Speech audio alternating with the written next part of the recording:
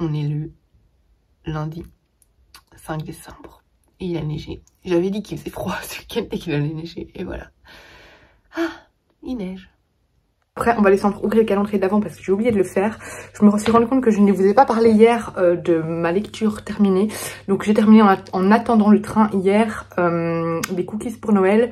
Je vous remettrai un visuel, j'ai oublié le nom de l'autrice.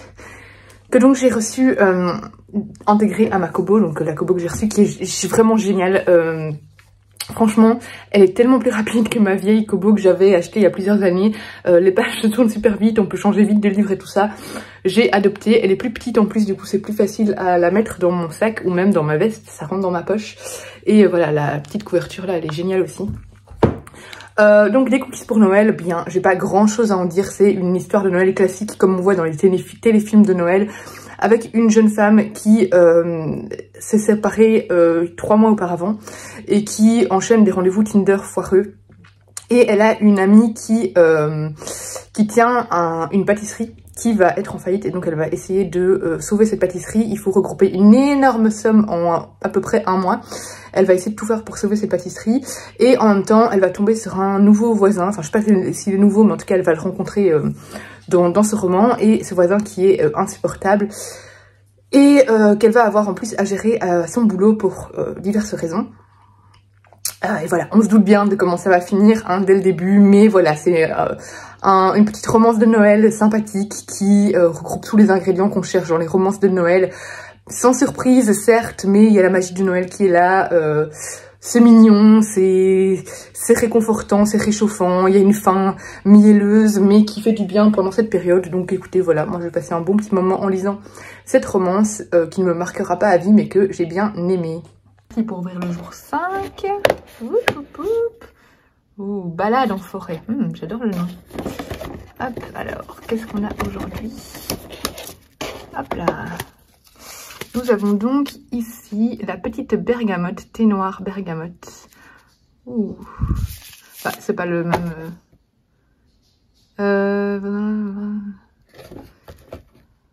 Je suis pas sûre que ce soit le bon truc du coup, je sais pas. Comme j'ai pas lu les autres, je ne sais pas si ça correspond à chaque fois. Mais je crois que là c'est pas le bon truc, mais bon c'est pas grave. Donc là c'est la petite bergamote, voilà. Pour le petit thé du jour. Case numéro 5 ici, je sens que ça va être un carnet. On va voir ça. Ah voilà, c'est un petit, c'est pas un carnet mais c'est un... Oh, j'adore parce que j'en ai plein sur mon bureau comme ça du coup. Des notamment que j'ai reçu chez Steph. Un petit bloc-notes, voilà tout simplement. Avec des petites souris mais juste... trop belle. Ah, j'adore. Ah, il est trop beau. Je suis ultra fan et surtout, je les utilise beaucoup au boulot. Du coup, il sera utile. Petit café dans ma trop belle tasse du calendrier de l'Avent. Ah, je l'aime d'amour. Oh, qu'est-ce qui s'est passé?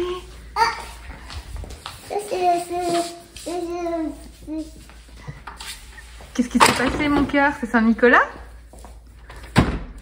Saint-Nicolas est venu pour Enzo? Oui. Nous sommes aujourd'hui le 6 décembre. C'est la Saint-Nicolas pour ceux qui... pour les Belges et pour les Français du Nord, je pense qu'il y en a quelques-uns qui font Saint-Nicolas aussi. Et les Espagnols. Donc voilà, nous on l'a déjà fait hier soir avec Enzo. Parce qu'aujourd'hui j'ai pris congé l'après-midi et je vais chez mes grands-parents faire la Saint-Nicolas avec Enzo. Je vais d'abord passer à ma librairie à Braine-l'Alleud, la librairie que j'aime beaucoup à Braine-l'Alleud, le Baobab, parce que j'ai un bon d'achat de 40 € à dépenser. Donc je vais acheter peut-être un livre à moi et peut-être 2-3 cadeaux déjà de Noël, on verra bien. Hier il a neigé mais la sto est déjà fondue. Néanmoins, je n'ai pas pu aller chez mes clients de pilates parce que ils habitent dans une rue un peu dangereuse avec la neige, donc on a laissé tomber la séance. Bref, on s'en fout. Mais du coup, on a fait à la place Saint-Nicolas avec Enzo le soir. Il aura une nouvelle Saint-Nicolas ce soir et voilà. Voilà pour le petit programme. Enfin, d'abord, je dois travailler hein, jusqu'à midi quart, quelque chose comme ça. Je suis à la moitié de Les Sœurs Hollow de Crystal Sutherland et j'aime beaucoup, mais ces jours-ci je lis vraiment pas beaucoup en fait, je lis pas beaucoup, voilà, je suis très occupée, je suis occupée sur les vlogs, sur les vidéos de Booktube de l'Avent, etc, ce qui fait que je lis moins. J'aime beaucoup le style, j'aime beaucoup l'écriture et je me demande vraiment, je suis très intriguée en fait par l'histoire. Ici aussi 3 sœurs qui, quand elles étaient enfants, ont disparu d'un coup. Dans la rue, leurs parents, je crois que c'était à Nouvel An, se sont embrassés et quand ils les ont regardées, paf, elles avaient disparu. Et quand elles sont revenues, on les a retrouvées un mois plus tard, nues, mais sans aucun dommage. Voilà, elles avaient subi aucun sévice. Sauf que petit à petit, elles vont changer. Leurs yeux vont devenir noirs, il me semble. Leurs cheveux bruns vont devenir blancs et voilà. Et elles vont dégager une aura très spéciale auprès des gens et développer quelques sortes de pouvoirs. Et il y a tout un mystère qui règne autour de leur disparition. Leur père est devenu fou, leur mère est très bizarre avec elle aussi. Voilà, elles ont une relation très spéciale et elles, toutes les trois, ont un lien très particulier entre elles. Voilà, elles sont vraiment extrêmement liées, comme si elles étaient connectées en fait. Et voilà, et là en fait, tout d'un coup, il y a une des sœurs qui va disparaître à nouveau, plusieurs années plus tard, et du coup les deux autres vont se mettre à sa recherche. Et ce qui va permettre évidemment de découvrir ce qui s'est passé auparavant. Donc voilà, j'aime beaucoup, je vous tiens un peu au courant quand j'aurai fini. J'espère le finir aujourd'hui.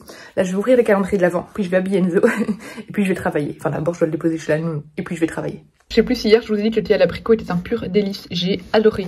Donc voilà, c'est à noter. Oh, trop bien le jour 6. Celui-là, il est parfait pour la saison. Donc nous sommes sur Aurore Boréale. Vous voyez, hier, ils se sont trompés, hein, parce que là, c'est bien le nom du thé à chaque fois. C'est ça le nom. Elle fouille à chaque fois dans le calendrier de l'Avent avec les biscuits. Donc voilà, hier, il y avait une petite erreur, mais bon, c'est pas très grave. Donc il s'agit de Aurore Boréale, menthe citronnelle. Ça a l'air bon. On fera peut-être ce soir avec mon chéri, tiens. Voilà pour le thé du jour. Et j'adore le dessin. J'espère que c'est bien le 6, qu'il ne se pas comme ça, mais vu que le sachet est comme ça, normalement ça va bien être le 6. Je dirais qu'il y a mon ombre au-dessus. Alors, le 6, qu'est-ce que nous avons ?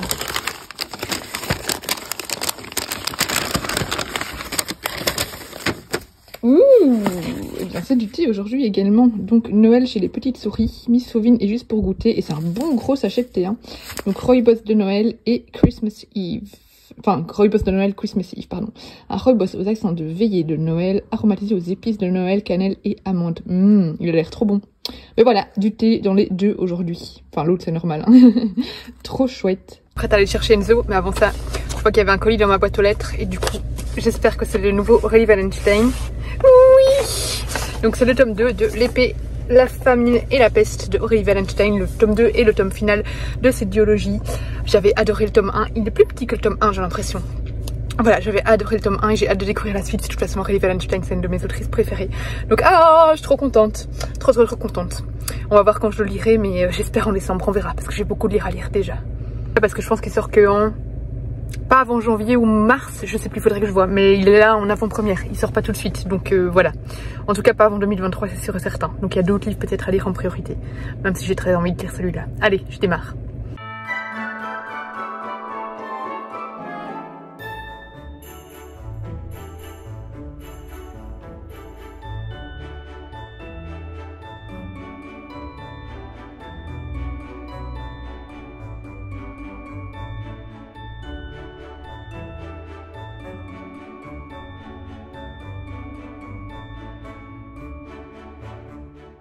La séance de sport du jour. Ou plusieurs, si vous êtes équipés. En librairie parce que j'avais reçu des bons cadeaux.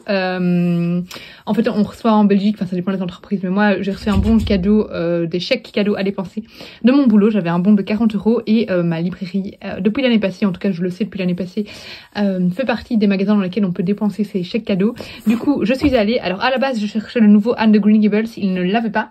Parce qu'il était parti déjà, il y a une dame quelques heures avant moi qui l'a piqué.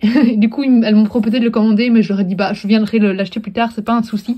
Je vais prendre 2 autres livres en attendant parce que j'avais envie de déposer mes chèques cadeaux maintenant.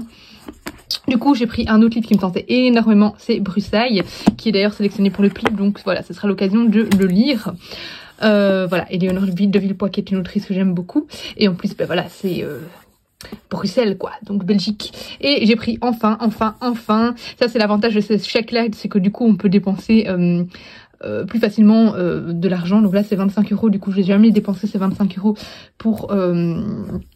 Enfin, je veux dire, moi, comme ça, j'avais pas envie de dépenser 25 € pour une BD, même si c'est une bonne grosse BD, hein, mais bon voilà. Et du coup, le fait d'avoir acheté cadeau, bah, des chèques cadeaux, ça m'a permis d'enfin de craquer pour Loré Olympus, qui me tente depuis très longtemps. Donc voilà, c'est un webtoon à la base. Et voilà, ça me tentait vraiment, je voulais le découvrir depuis très longtemps. J'ai vu qu'ils avaient le volume 1 et 2, du coup j'ai craqué pour le volume 1. Et voilà, je suis trop contente de mes achats. Et j'ai pris un petit livre pour Enzo, j'en ai eu pour un petit peu plus, hein. J'ai payé 8 € de plus du coup, mais voilà, je suis contente. Ça me fait encore des livres à lire. je ne m'arrête plus. Toujours le 6 décembre et j'ai fini Les Sœurs Hollow. Voilà, je vais aller dormir. Mais je l'ai fini du coup. Attends, aujourd'hui je suis contente. Et j'ai beaucoup aimé ce roman. J'ai trouvé le temps peut-être un peu long entre le milieu et la fin, un petit moment, pendant peut-être une 50aine de pages. Mais après, on va avoir de plus en plus de révélations, ça va un peu se précipiter et j'ai vraiment adoré.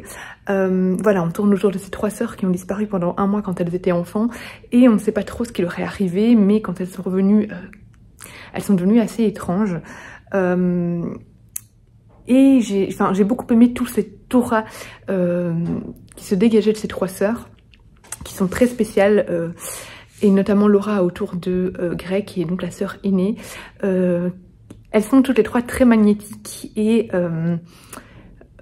voilà, elles ont un peu des pouvoirs hypnotiques sur les personnes. Et voilà, j'ai beaucoup aimé ces 3 personnages pour différentes raisons. Et l'intrigue globale du roman est super intéressante et très originale. C'est vraiment très sombre, très malsain. Une ambiance un peu moisie, un peu putride, qui touche un peu à la mort. Enfin, qui touche à la mort, mais voilà. Et ça rend vraiment le roman très glauque, très Tim Burton, un peu comme ça, au niveau de l'univers, sans être gothique. Mais je trouve qu'il y a quand même un peu du Tim Burton par certains aspects, par certaines descriptions. Voilà, il y a vraiment un peu tout un thème autour de la mort que j'ai trouvé très intéressant et qu'on voit se développer petit à petit, enfin depuis le début de l'intrigue. Voilà, c'est très dur de vous dire pourquoi j'ai aimé ce roman sans vous spoiler, mais je l'ai trouvé vraiment fascinant et surtout, voilà, super original. J'ai beaucoup aimé les relations entre les différents personnages et je l'ai trouvé très intelligent et très bien ficelé. Donc voilà, je trouve que c'est un excellent roman que je peux vraiment, enfin que je conseille vraiment sans hésiter. Je suis très rarement surprise. Alors, surprise, j'ai pas été spécialement surprise par la révélation finale, mais je suis très rarement surprise par l'originalité des romans jeunesse, voilà. Ici c'est plus young adulte, hein. Mais celui-là clairement m'a surpris par cette intrigue très atypique.